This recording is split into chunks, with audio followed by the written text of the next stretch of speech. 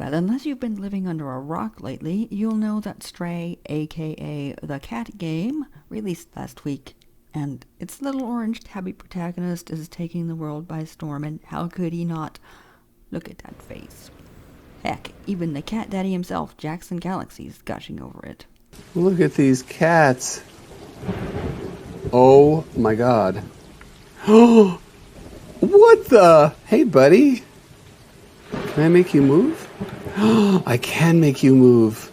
I already know that I could hang out in this world forever. And well, I had to give it a shot too, because if I didn't, well, I'd be legally required to turn in my cool cat mom shades, and well, then my cats would be embarrassed to be seen with me, and it just goes downhill from there.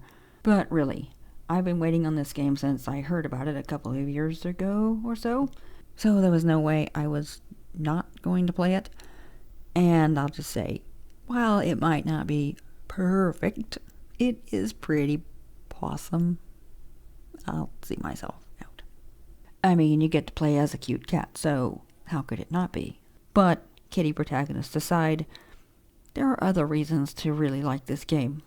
As you probably know by now, in Stray you play as a little orange tabby. He's gotten lost from his friends, he missed a jump, and plummets into a dead city. As you try to make your way back up to your friends, you'll have to explore a neon-soaked cyberpunk city where all the humans have died, and the only thing left here are robots. Along the way, you'll interact with these robots, you'll learn about the society they're kind of building in the wake of the humans, you'll uncover, at least to some extent, what happened to the humans, and you get to do it all as a cat. It's a simple story, but it's a simple story done well. Not an easy feat, considering there isn't a single word of spoken dialogue in this game. You only interact through B12, your little drone buddy. In fact, he's the only way you can really communicate with the robots around you. Other games have tried this to lesser or greater success, but here I think it really works. And it makes a lot of sense because, you're a cat. And that's mainly why I'm here.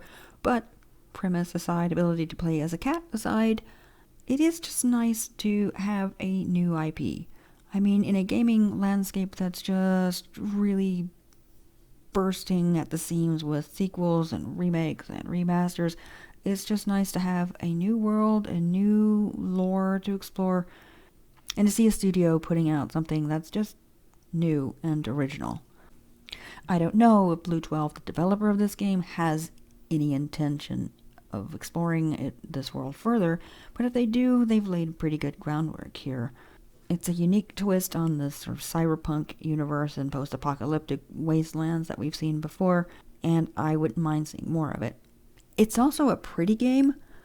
Now, whether we're talking about the green and misty outside where the cats play, or the bright, vibrant, color-soaked cities, or even the crumbling sewers, the graphics are just great. Taxing, possibly on a less powerful system, but if you can run them at the higher graphic settings, it's a really great looking game.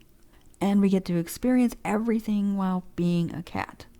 And the devs fully embrace our catness, right? We have bottles and cans, knockoff shelves, rugs and couches you can scratch at.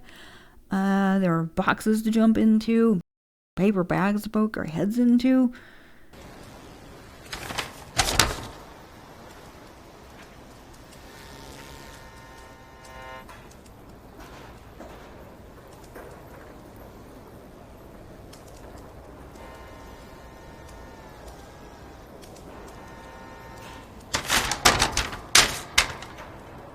The city and even the sewers are full of opportunities to just be a cat. Which brings us to the best reason to play this game, and that is to be a cat. I mean, what a cat he is too, apart from just being the cutest little protagonist you will ever have in a game. He moves like a cat, he acts like a cat. Blue 12 has captured that bouncy walk, the ear flicks, the tentative paw probes when they find new things.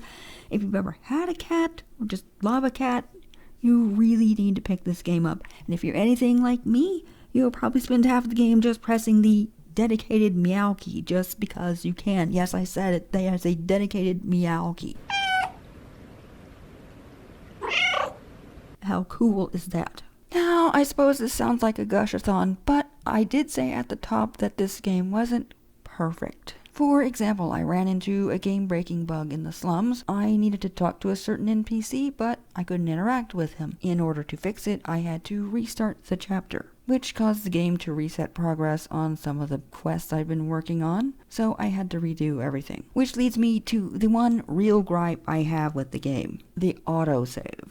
The game saves at the start of a chapter, when you complete a story objective, and before one of the chase or stealth sequences. And that seems to be it. Which means that if you're like me and you like to explore as much as possible in the open world areas, the game might not save for half an hour, 45 minutes. That means that if you want to quit, all the progress will be lost unless you decide to complete the next story objective. I also occasionally had some trouble with the camera angles. This didn't happen very often, and it was mostly no big deal when it did, but if you're trying to jump and or run away from the Zerk, it could be a bit frustrating.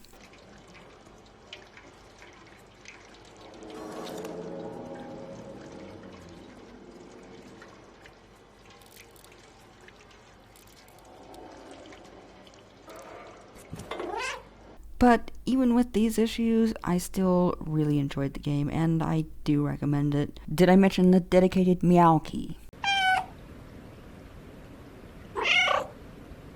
What more could you need? And hey, let us know what you think in the comments, like and subscribe and all that stuff, and we'll see you next time. Thanks for watching.